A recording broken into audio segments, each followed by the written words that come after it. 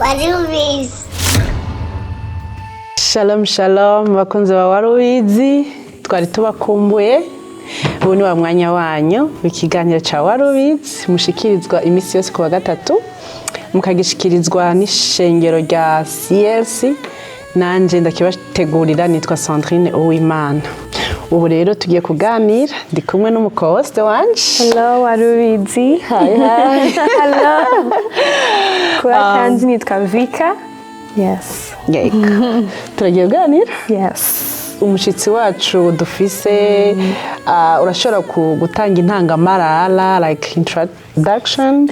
Yeah. N'umuririmbyi adasanzwe kandi n'ukuri twatewe ibakwe no kumwakira muri Warubizi. Dufite ibintu byinshi cyane agira dusangize n'ukuri.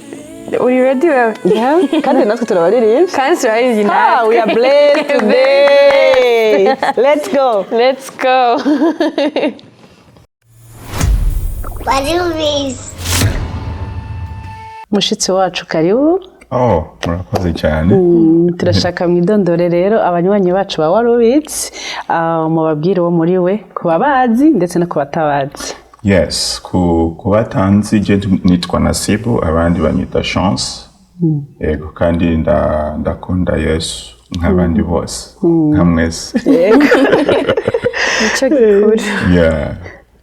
Birakwiye murubatse murabasore bite kugira ngo abanywanyi bacu bakiri ku isoko bumve ko nawe ukiri ku isoko. Ndacubakanye na Yesu. Haleluya. Ubu nimuzovana. Sasa ariko ndacyariko ndamusenga rero ndamubwira nka Yesu, urabona ko twe tuzabana iteka ryose. Rero reka ndonke uwo tuzokubakana ngaha mwisi, so nuko. Yego, birumvikana. Kandi arabyemera iyo biciye mu mategeko. Ngo mariage ni ikintu ciza, n'umugambi mwiza Imana yishimira. Yego. Rero Nasibu Chance turakwakiriye muri studio zacu za Warubizi. Wisanzure ugubwe neza, turakunezerewe. Yego kabisa, murakoze kandi ndumva ndi muhira. Yego. Ikibazo cyose mufise ndacishura kabisa. Thank you. Yego rero Nasibu tudatebeje tugiye kwinjira mu kiganiro cacu nyezina. Turashaka ubwire abanywanyi bacu ba Warubizi, twababwiye yuko uri umuririmbyi.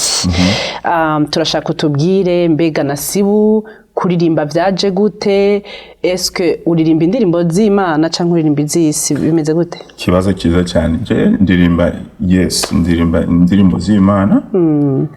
Kandi sinigiza ndirimba indirimbo zitari z'Imana. Gusa ariyo amastile atandukanye y'indirimbo, ariko zose ndazifokasinga ku bintu bijanye no gutazira Imana. Yego. Kuririmba natangiye kuririmba mfise imyaka 12, kandi sinshobora kuvuga ko nabitanguriye mu nda ya mama. Arawaci. Yes. Yeah. Donc wari ufise imyaka 12. Eske wari ukijijwe gute vyajemo ngo uririmba indirimbo z'Imana?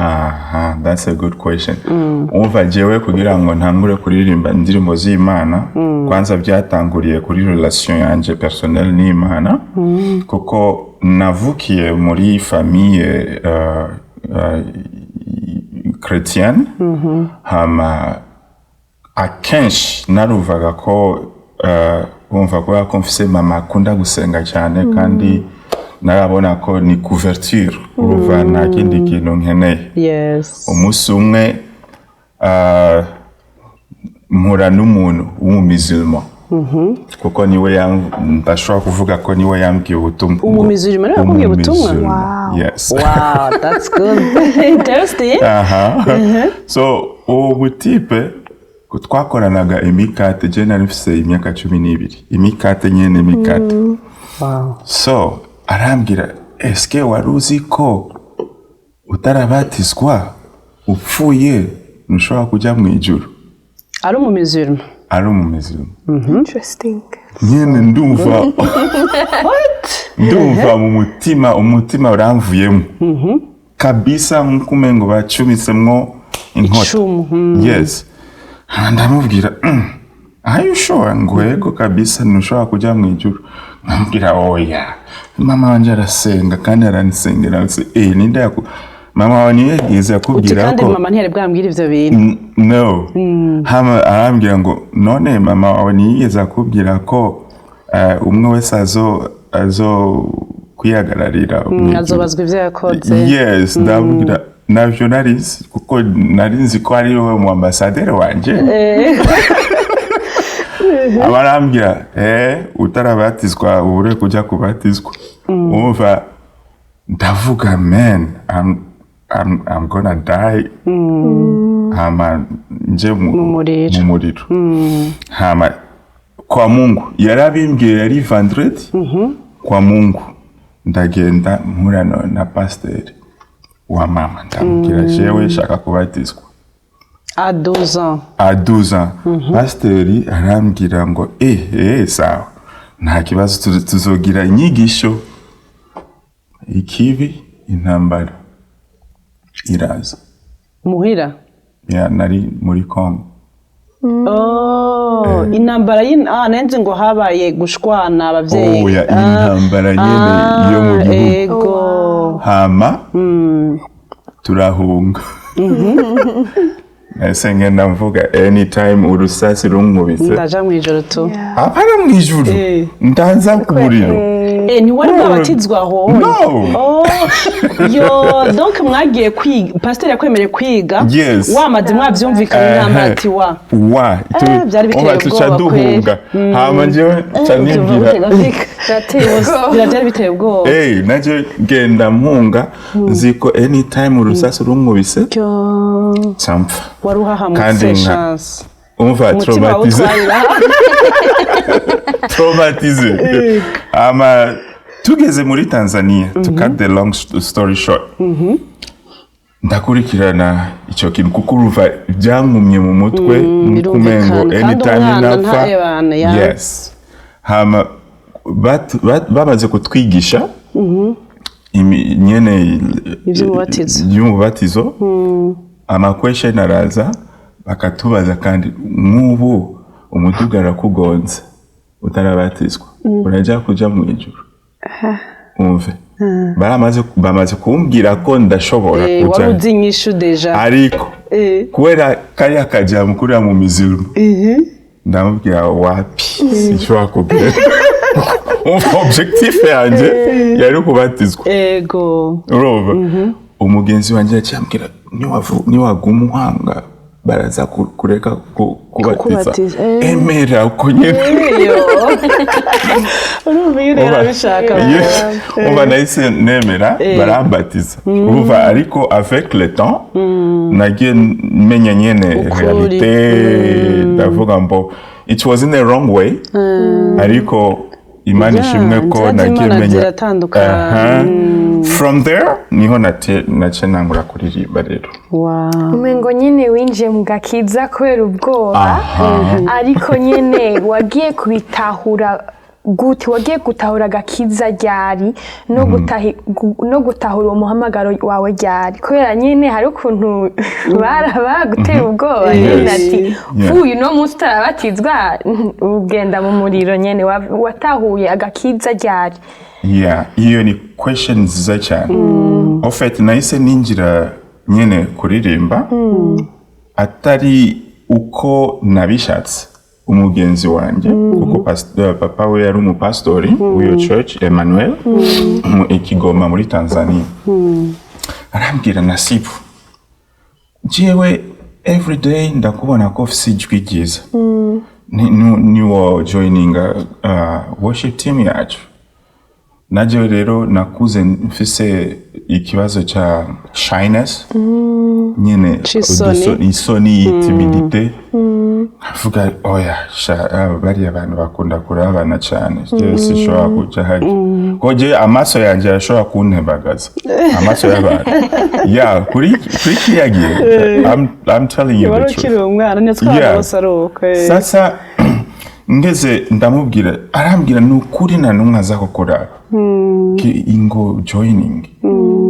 sasa sinzi nimba yaragiye kubabwira ni uyu mutipe niyaza nimurebe kuko ni umugenzi yari afise 18 ans je nari afise 12 ans ariko nari afise gikuriro ni nkumengo twari generation yimwe ndagenda muri worship team nta numwe yandebye hama turagenda muri umunsi w'Imana kujya kuririmba twaririmbye ndiko ndaraba abantu gutya twarangije ndi gutya ntazi kungene iyi position nayigiyemo kubera nyine buriya bwo ariko avec le temps nahise nankura ko kumenya Imana biciye mu nyigisho nkasenga Imana jewe ishaka gukorera ariko iki kintu kirangoye cyane kisoni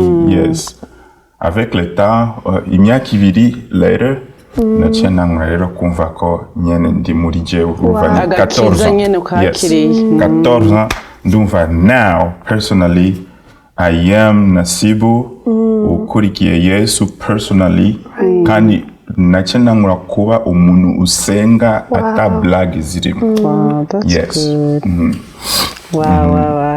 ndashaka akabazo hari akantu mwavuze ngo mwakora imikate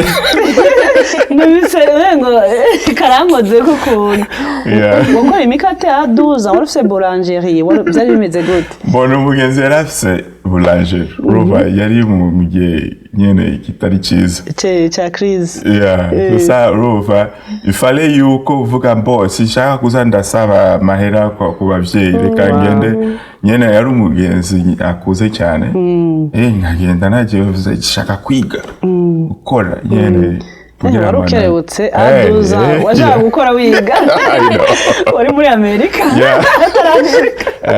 your mind yari ngaho muri Amerika wow hama rero Nasibu mwatubariye turashaka rero mutubwire urugendo rwanyu rw'agakiza mwamaze kumenya urakuze waye umusore peut-être urize n'amashure y'intango canke n'ayisumbuye est-ce que byaraboroheye kuguma muri uwo murongo w'agakiza nta kintu cigeze warinze ugera ngaha nta kintu na kimwe cigeze guhungabanya muri urwo rugendo iyo ni question nziza ego kabisa jewe umva nakuze muri journey yanje ya Christianity nakuze nta blague mfise to be honest n'abagezi banje twakuranye barabizi na blague nari mfise like muri 14 ans kuko spirituellement naho harageraga igihe nagiraga like intambara mu mwuka yes ntazi iyo ziva byaciye bintuma senga cyane ariko nkagenda no kwishuri kandi no kwishuri nari brilliant cyane waruzi ubwenge bwinshi mu buryo nasengaga cyane mama wanje akayitambwira no you need to get some rest ngamubwira mama ushaki ari nangaza most of the time ngamubwira mama ushakiki nimba nari kuba ikivandi aho hantu nivyo byari kukunezereza cya kabiri kwishuri ninde uva wa mbere ninjewe iyo nari kuba nanigwa kwishuri cyari kumvikana sasa ushakiki mere ngo Imana iragiye itegereza ku restinga ngwacaro umwana mama reka nisengerwa so nuko wow ariko kungabanya utuntu duto turaza ariko sishobora kuvuga ko heba Imana burundu no umva kabisa Imana yarandinze ndashobora kuvuga kandi Imana si na blaga cyane twumvise nyine ko uri umuririmbyi kandi wabitanguye ukiri muto imyaka 12 habonye uba winjiye nyine mu gakiza of course kubera uri kuririmba indirimbo z'Imana ufite imyaka 12 nibaza ko mama wawe yashizemwo yateye imbuto muri wewe yo gukunda Imana kuva ukiri muto utanamumenya yes cyo kibazo nanda gufitiye kenshi na kenshi baririmbyi bakunda ku creating indirimbo kwandika indirimbo bivanye n'ama experiences ibintu bacamwo ni inspiration yihe ituma wandika indirimbo wandika? Okay, iyo ni question nziza. Bo biravana, ari igihe Imana ishobora kuguha indirimbo bivuye mu ndoto. Urashobora kurota nyine ufise uri kurumva indirimbo ufise melody nziza bitavanye na situation ya yose, ukavyuka ukumva Evan, let me write it down, ukayandika. Ico ni cambere. Ica kabiri ariho ibi ubu uri kuracamo, Imana ishobora kukubwira, irashobora gutangura kukuganiriza, hama ukayandika nayone. Ariho n'ikindi gihe Imana ishobora kuguha indirimbo itajyanye n'ubuzima bwawe, iri prophetic kandi ifise umwanya wayo, hama ukayandika. So byose bivana nyene n'ukungene Imana iba ikeneye kugukoreshamo. Yeah, so no. Jeff ikibazo kindi ahubwo kubera kuba watanguye kuri bukiri muto. Yes. Kandi urazi ko twese dukura tubona isi, hariho n'ibindi bintu nyine bidutwara bidukwega. None nta karirimbo nyine wanditse nyine k'urukundo.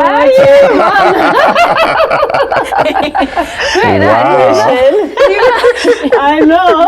Iraryoherwa iyo. That's a good question.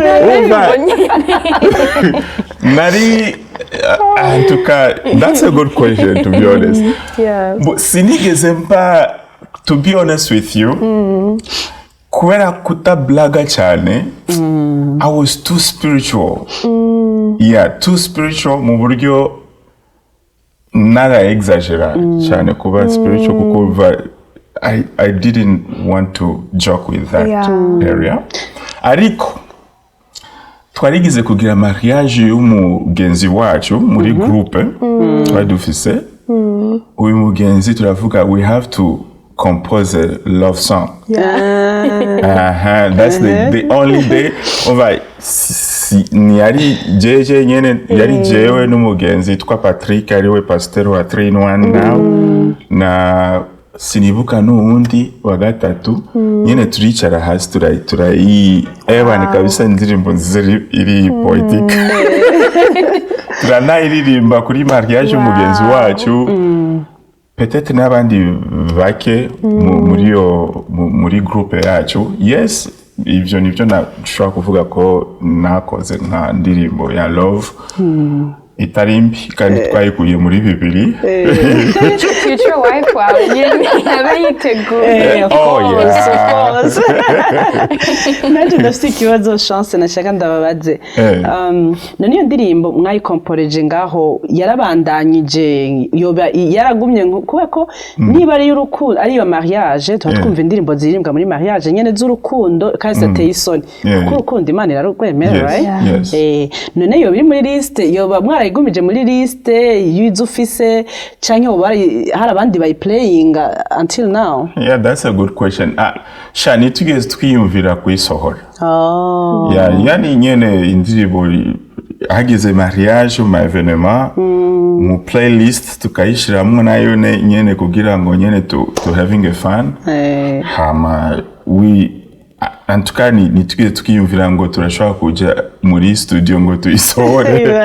Mbok mukiriya gihe byaboneka ngo wabuguye uriko uragerageza kuva mu by'Imana ya surtout mu gihugu cyacu. I know, sure. Very too much spiritual. I know, that was good. Yeah, but right now, for sure, why not? Rova, ubuzi ibyo uri kurakora. I know. Ndagufitiye ikindi kibazo. Nyatubwiye ingene kuvyerekeye uburyo indirimbo ziboneka. Mwatubwiye hari igihe bivana situation urimwo, hari igihe binaza gutyo nyene mu buryo butandukanye. Rero nagira mbaze mbega muri yo wewe muzufise hari situation nimwe wari urimwo nibihe bihe wari urimwo ya wotubwira indirimbo imwe ifise n'igihe wari urimwe muri uwo mwanya. That's a good question. So mu ndirimbo zibiri ngiye gusohora vuba hariho indirimbo ivuga I trust you. Trust God. Yes, I trust you. So iyo ndirimbo ndibuka aciye nk'imyaka 13 gutyo. Wow. Narayanditse. Wow. Yeah. Umva nari mu kibazo kabisa, ndumva kabisa imbere n'inyuma. Yeah. Atari Imana. Jesus is Lord. Amen. So haba nyene ndatangura nene ku iranzamwo ikududubizamo kabisa. Nkavuga kwa kundi uvuga unyereke inzira y'ubuzima.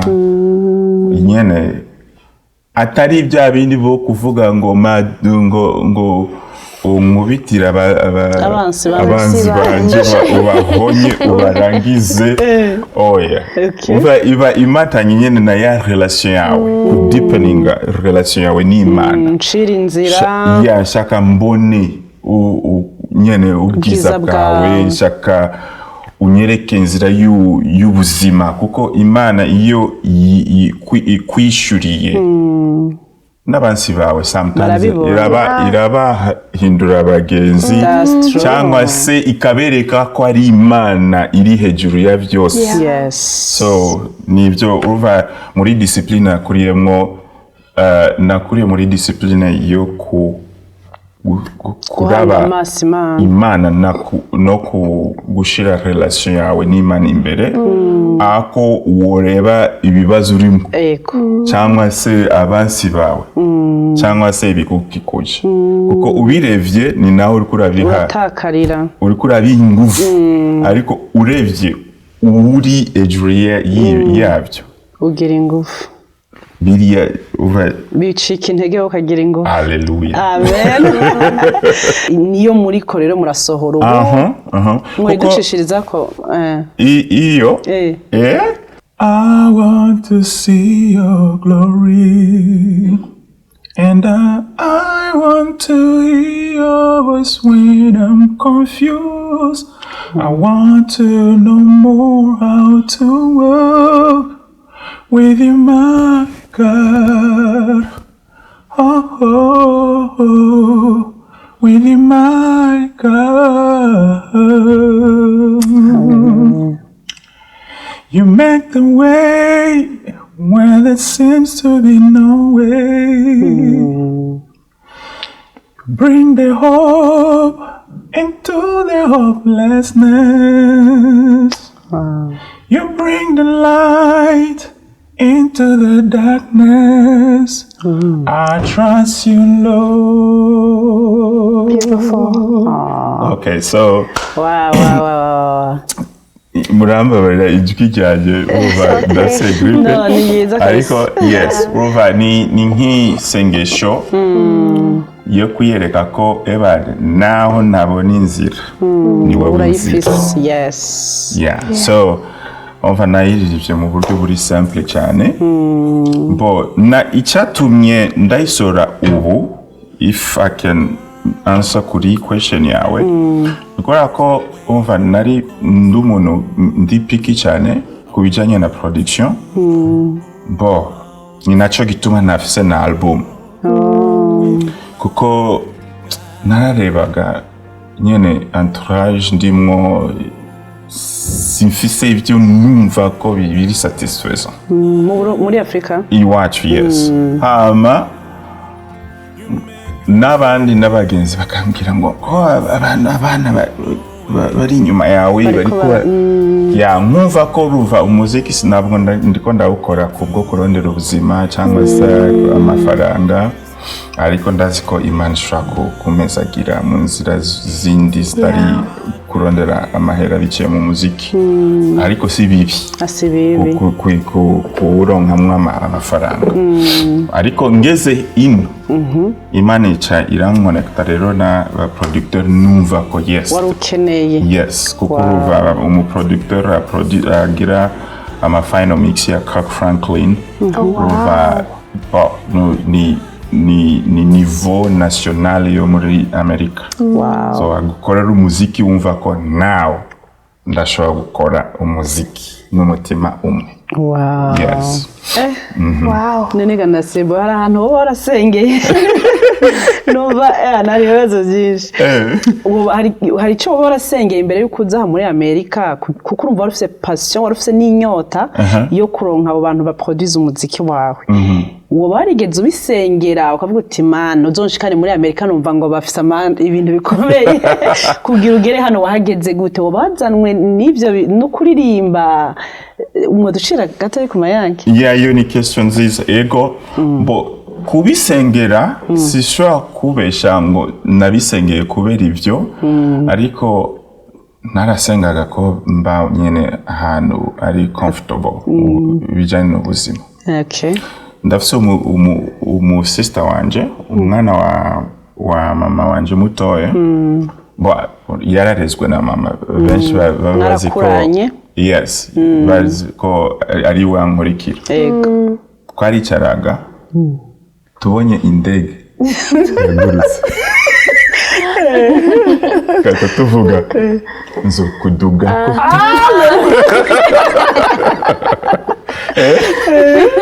uva tugasenga sometimes akaza ngo jiwe narose ndi muri etage.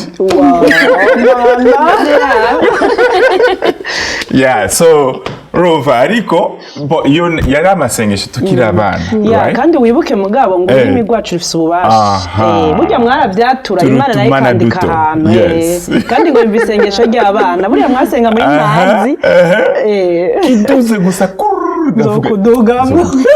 kudugamwo tu none warashitse.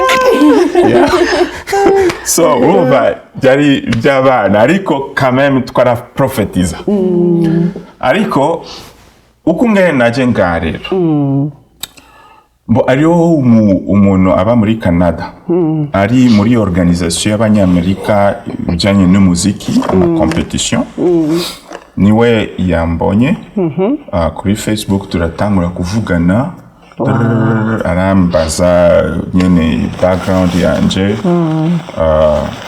ndamubwira arambwira eske ufise umuntu urashobora kumpa umuziki umaze kuproduce ndamubwira ndawufite ndamurungikira umuziki twakoranye na Gabi Kamanzi arawuviriza araba na video uyu ni wewe ndamubwira okay just Facebook wow kandi mukiri yagiye urumva wagenda kuri internet kuriha for 10 minutes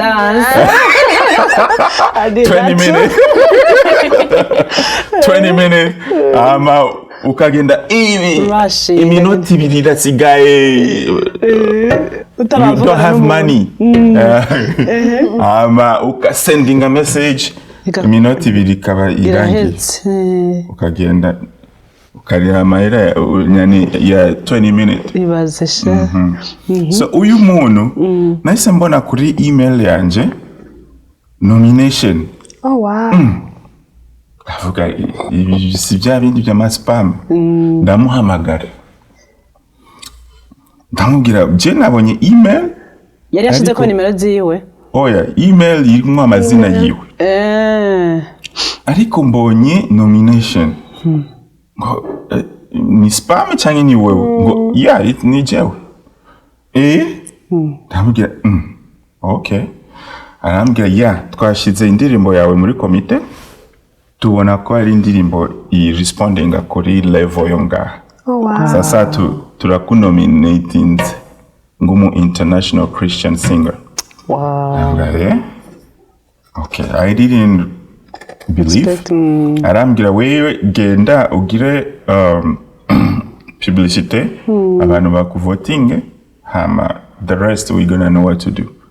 Nico gituma like nainse ngenda ndatanga nyene ama publicité ko isanganiro hose bara evan gushika naho nisanga nyene ndi mu bari ku matop mu category zine process iratangura guverinoma irandihira iyo muri Amerika no iyo mu Burundi barariha itike ibindi byose ndaza muri competition.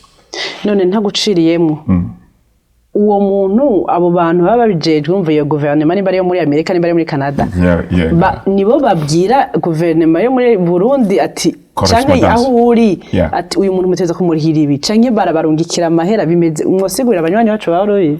Okay, so ngaho bo barabikora bakaguha ama invitation ibintu byose accommodation bakakubwira ibyo urashaka kuvyimenyera ko jewe nagiye ndagenda kuri ministère y'abajeune ndadeposa projet ama ministre umusore yagiye kudutera iteka tumuhe icyo kintu. Sasa malheureusement naje imisi ibiri imbere yuko ya demonstration ya manifestation 2015 yatangiye.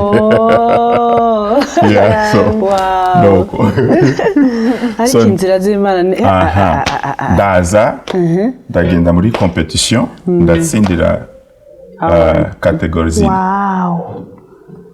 Guhura n'abanyamerika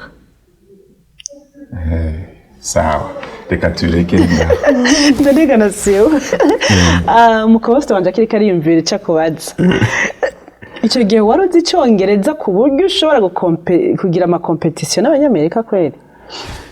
That's a good question. Iyo ni question nziza.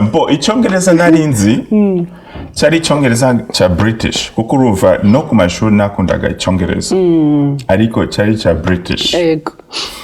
Ngeze ngaha kandi niyo ndirimbo nayikomposije mu cyongereza unashaka kuri ndirimbye biri different no kuvuga kuririmba yes urashobora kumva ko uyu nuwo nga ariko kuvuga sha oya ntibyari byoroshye byamfashe amezi angahe kugira ngo numve switching from British to American.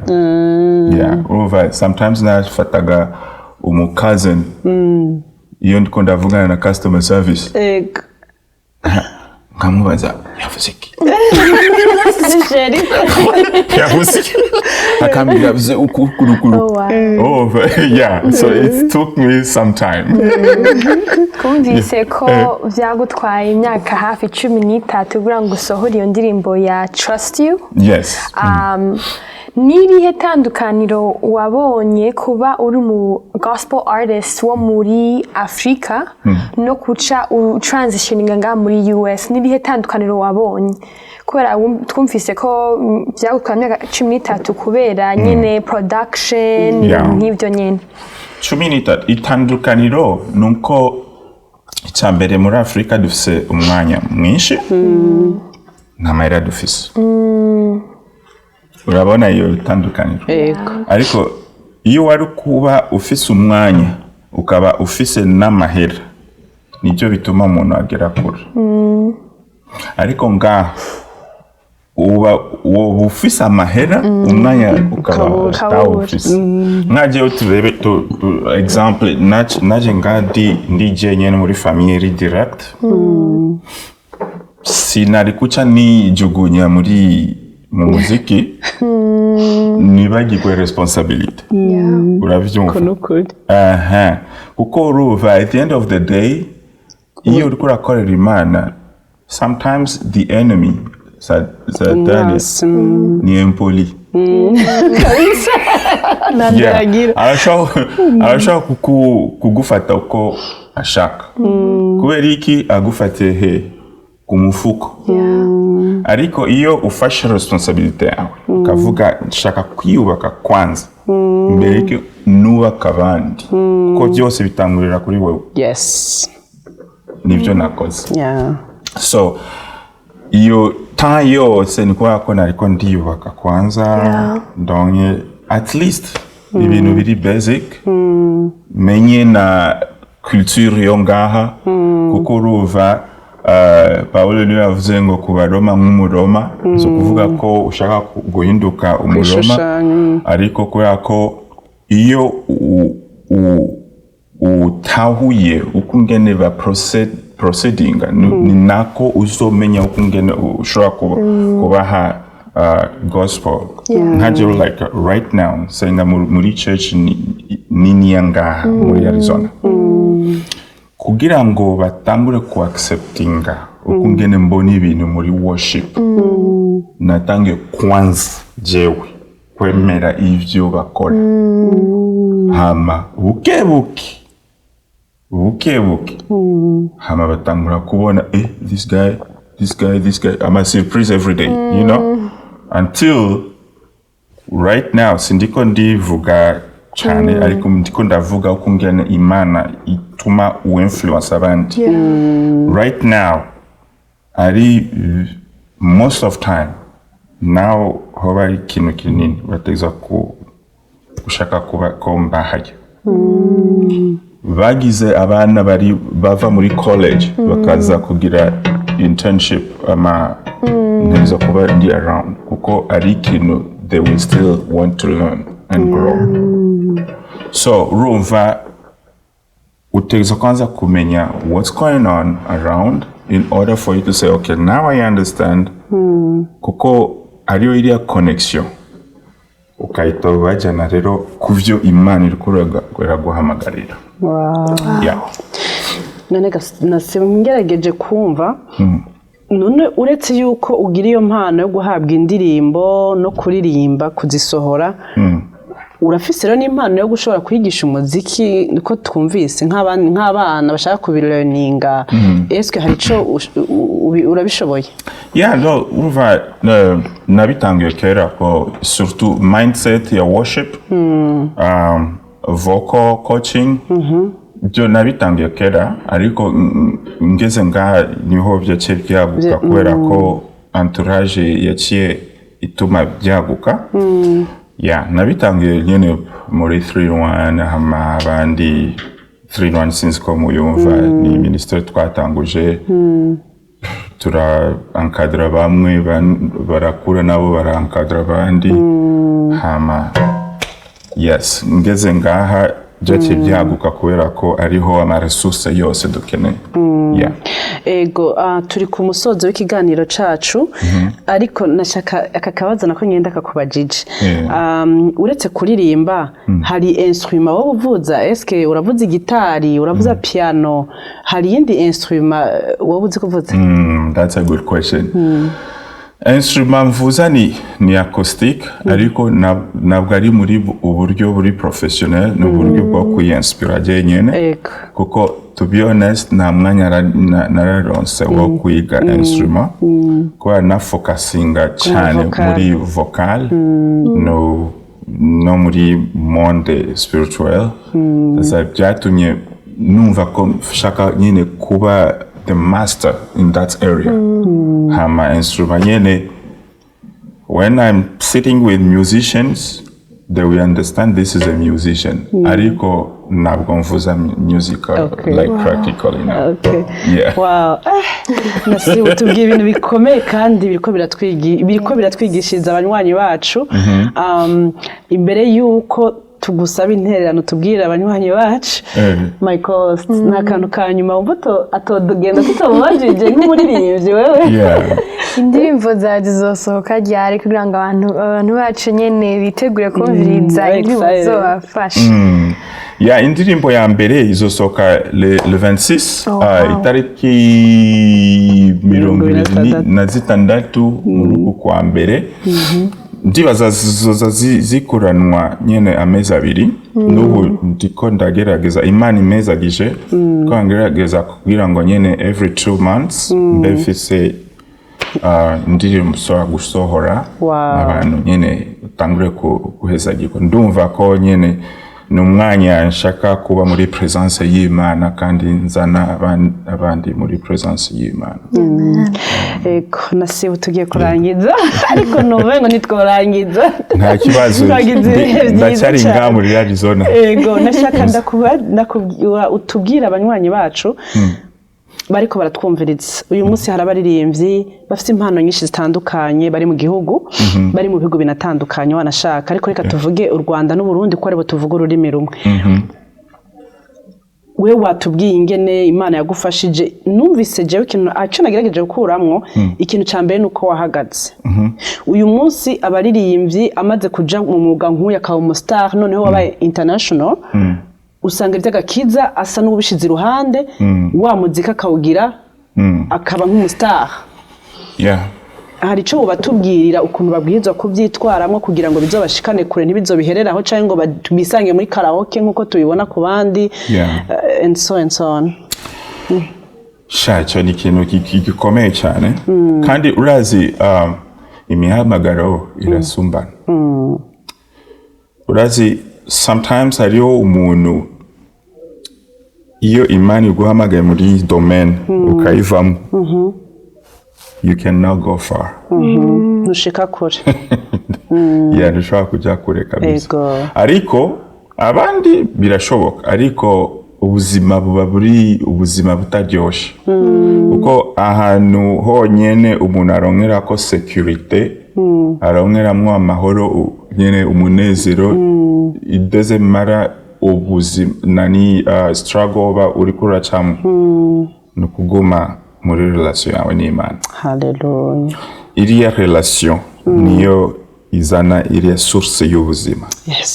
So nyene ni byiza ko dutanga ivyo dufise kandi ivyo dufise duteguza kuba dufise n'Imana. Amen. So ivyo nivyo navuga no matter what canke naco bitwaye aho Imana ikugejeje Imana niwe number 1. Yes. Amahera araza akagenda ibintu bikaza bikagenda ariko Imana iguma yindi hahandi. Yes.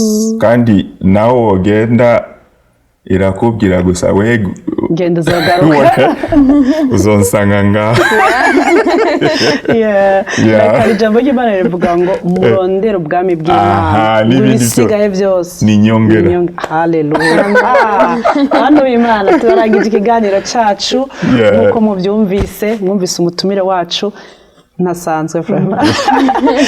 Afite ibintu byinshi byo kutuganiriza ku byerekeye umuziki ku byerekeye ubuzima mu rugendo rw'agakiza ariko niba mufite ikibazo please comment mwandike musharinge hama tuzomubagarukanire nimba muvyifuza. Michael niko twaryohewe naje niteka nini ya kabisa zogaruka tusangize n'indi ntiryoshe nzogaruka niruka kabisa. Hama indirimbo nizasohoka muzoziduhe tudicishe tubaha abanywanyi baba rubizi bazumve zikoze kabisa. Urazi ko dufite abantu dukorana bari inyuma y'amakamera nabwo kabisa. Umunsi umwe nabone muzo bicarike ngamu babwire mubabaza amasekre yo kugira ibintu byiza turabitegura. Banywanyi barubizi turangirije ngaho ikiganiro cacu nkuko mwavyumvise cari kimeze neza cari kiryoshe.